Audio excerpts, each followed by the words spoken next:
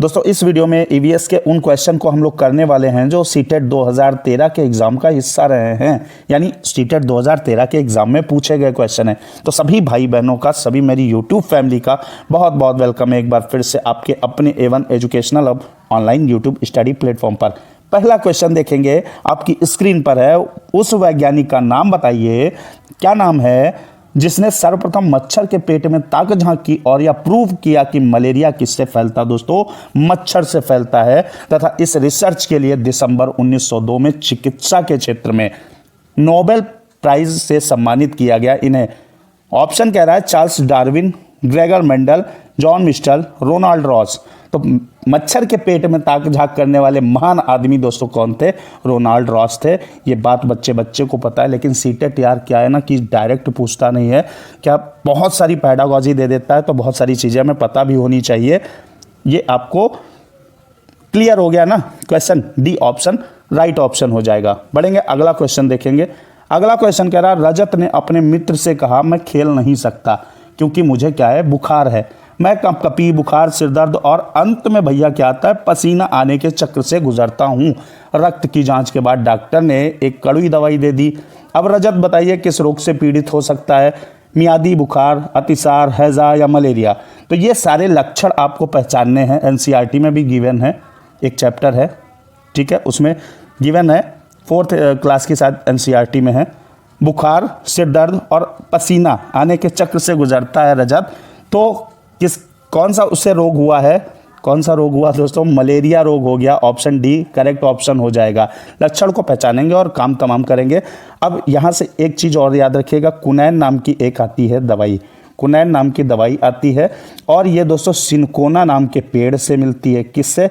Cinchona. तो कई दफ़ा ये पूछा जा चुका है कि मलेरिया की दवाई कुनैन किस पेड़ की छाल से बनाई जाती है? तो सिनकोना पेड़ की छाल से बनाई जाती दवाई कुनैन होती है। इन सारी चीज़ों को याद रखना है। फिलहाल ऑप्शन आपका डी करेक्ट हो जाएगा। अगला क्वेश्चन लेंगे। अगला क्वेश्चन देखिएगा, अल-बरूनी कौन था? पहला आपका ऑप्शन कह रहा है वह एक कुतुबशाही सुल्तान था जिसने हमारे देश में लगभग 40 वर्ष तक शासन किया। तो ये दोस्तों ऑप्शन आपका क्या हो जाएगा? सुल्तान नहीं था, ना ही उसने 40 वर्ष तक शासन किया। तो पहला ऑप्शन आपका रॉन्ग हो गया। सेकंड पे चलते, वह अफगानिस्तान का एक व्यापारी था। अल-बरूनी का अफगानिस्तान से कोई मतलब नहीं था, ये भी आपका रॉन्ग हो गया। वह उज्बेकिस्तान का एक यात्री था जिसने एक किताब लिखी है जो हमारे देश के इतिहास के बारे में जानने में सहायक है। यही वाला ऑप्शन आपका करेक्ट ऑप्शन हो जाएगा। डी ऑप्शन फिर भी देख लेते। वह एक यात्री था जिसने भारत के लोगों की संस्कृति का अध्ययन करने के लिए कश्मीर से कन्याकुमारी तक यात्रा की।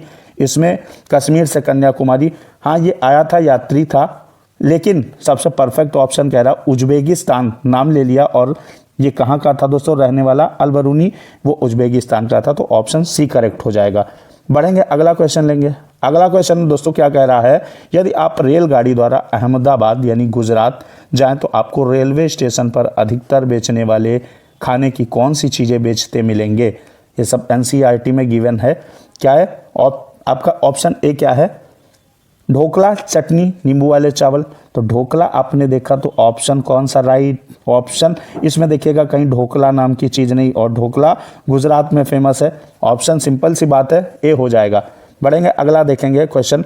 और दोस्तों वीडियो को अगर अभी तक लाइक नहीं किया तो लाइक कर दीजिए यार, और चैनल को सब्सक्राइब कीजिएगा अपनी इच्छा के अनुसार।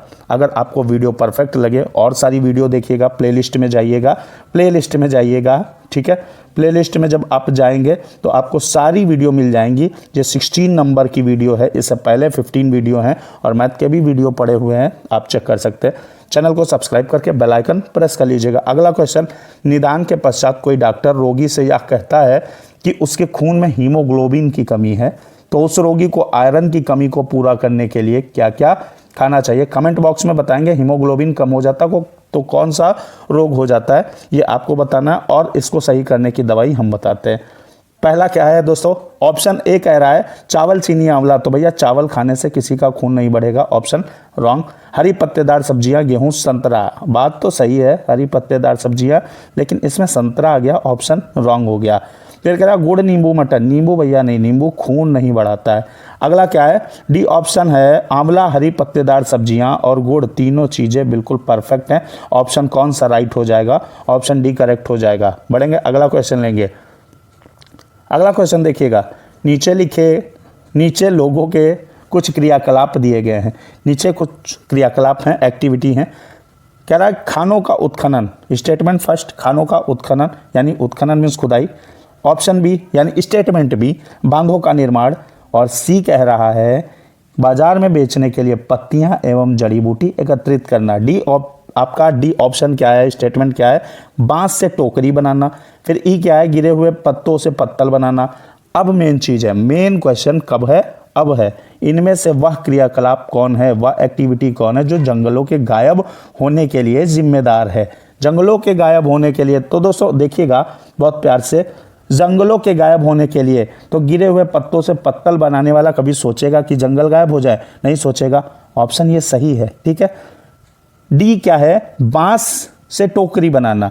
बांस से टोकरी बनाने वाला कभी नहीं सोचेगा कि जंगल गायब हो जाए, बांस गायब हो जाए। तो ये भी विपरीत बात है, यानी बात तो सही है लेकिन क्वेश्चन के हिसाब से विपरीत है। बाजार में बेचने के लिए पत्तियां एवं जड़ी बूटी एकत्रित करना, ये भी कोई नहीं सोचेगा कि जंगल गायब हो जाए जड़ी बूटी एकत्रित करने वाले। कौन सोचेगा, खानों का उत्खनन होगा तो दोस्तों क्या होगा, जंगल गायब होंगे। बांधों का निर्माण होगा तो जंगल गायब होंगे। ऑप्शन ए और बी, स्टेटमेंट ए और बी करेक्ट हो जाएगा। ऑप्शन कौन सा, सेकेंड वाला ऑप्शन करेक्ट है, ठीक है। कौन से दो कारण हैं जंगलों के कौन से दो कारण हैं जंगलों के गायब होने के, तो खानों का उत्खनन और बांधों का निर्माण, ठीक है। बढ़ेंगे अगला क्वेश्चन लेंगे, बहुत अच्छा क्वेश्चन था। अगला क्वेश्चन लेंगे, जो भी साथी मेरे पूरा वीडियो वॉच करते हैं उनको बहुत बहुत धन्यवाद। आपको सीखते ही होंगे, आपको सीख के ही जाएंगे। 135 प्लस का टारगेट जो है वो आप ऑलमोस्ट छू के रहेंगे, ठीक है। इतने सारे बेहतरीन क्वेश्चन मैं आपको देता रहता हूँ। अगला दोस्तों क्या है, पक्षी अपनी गर्दन बहुत हिलाते, इसका कारण बच्चा जानता है। इसका कारण मेरे हिसाब से उड़ सकते हैं, उड़ तो सकते हैं, उड़ेंगे, लेकिन इसका कारण ये थोड़ी है कि वो गर्दन हिलाएंगे अपनी बार बार। उनके कान पंखों से ढके होते हैं, ये भी ऑप्शन आपका गलत है। पक्षियों की आंखें बहुत छोटी होती, छोटी होना और गर्दन हिलाना दो अलग अलग बातें हैं। तो ऑप्शन ये भी आपका सी ऑप्शन भी आपका रॉन्ग हो गया, ठीक है।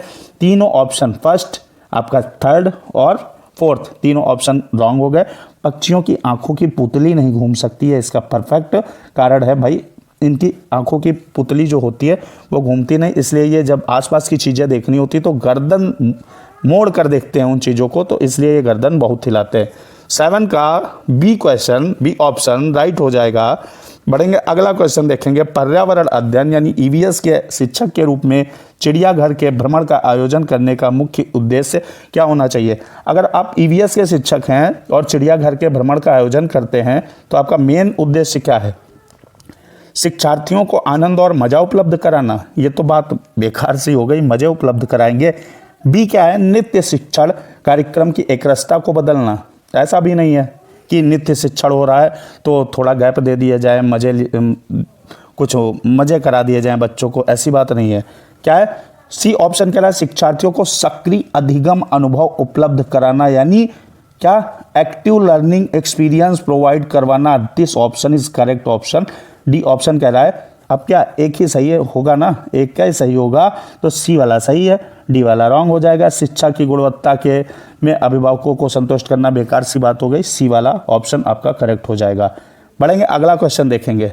अगला क्वेश्चन क्या है दोस्तों, किसी शहर के मानचित्र पर यह लिखा था कि स्केल 1 सेंटीमीटर बराबर 110 मीटर, यानी 1 सेंटीमीटर 110 मीटर के बराबर है, ठीक है। यदि मानचित्र पर किन्हीं दो स्थानों के बीच की दूरी 15 सेंटीमीटर है तो उन दोनों स्थानों के बीच की दूरी कितनी है। 1 सेंटीमीटर बराबर 110 मीटर और दूरी क्या है मानचित्र पर 15 सेंटीमीटर। तो वास्तविक दूरी क्या है दोस्तों, वास्तविक दूरी बतानी है। 1 सेंटीमीटर 110 तो 15 सेंटीमीटर 110 गुणे 15। अब इसकी गुणा कर लेंगे भाई, 11 से 11 पच्चे 55 के 5 हासिल 5 और 11 एकम 11 और 5 हो गया 16, 1650 है कहीं भाई, 1650। ये काहे में आया, मीटर में आया। और अगर इसे किलोमीटर में बदलना हो तो 1000 से डिवाइड करेंगे, 1.65 आ जाएगा। ऑप्शन डी क्या हो जाएगा, करेक्ट हो जाएगा, ठीक है ना, बिल्कुल करेक्ट ऑप्शन है। ये आपका, हाँ बिल्कुल सही है, 1.652 भाई, चेक करना पड़ता है, ऐसा थोड़ी बता देंगे। आपका अगला क्वेश्चन देखेंगे, पंखुड़ियों के अंदर फूल के बीच में कुछ पतली पाउडर जैसी रचनाएं दिखाई देती, जिनको क्या कहते हैं? परागकोश, पराग यानी पोलन, मूलांकुर, वर्तिकाग्र। तो क्या बोलते हैं दोस्तों? पंखुड़ियों के अंदर फूल के बीच में कुछ पतली जो पाउडर जैसी रचनाएं दिखाई देती हैं उनको पराग बोलते, पोलन। क्या? पोलन बोलते हैं। ये बात याद रखिएगा, पूछा गया क्वेश्चन है। देखिएगा फोटो देख लीजिएगा, ये पोलन आपका, ये पोलन, ठीक है। ये आपका पुष्प की संरचना है, इसमें बहुत सारी चीज़ें हैं। तो आज के वीडियो में फ़िलहाल दोस्तों इतना ही, मिलते अगला वीडियो लेकर के। धुआंधार तरीके से तैयारी करेंगे सभी मेरे अध्यापक अध्यापिकाएं, जो भी भाई बहन पढ़ रहे हैं, सब लोग धुआंधार तरीके से तैयारी करेंगे। मिलेंगे अगले वीडियो में। जय हिंद।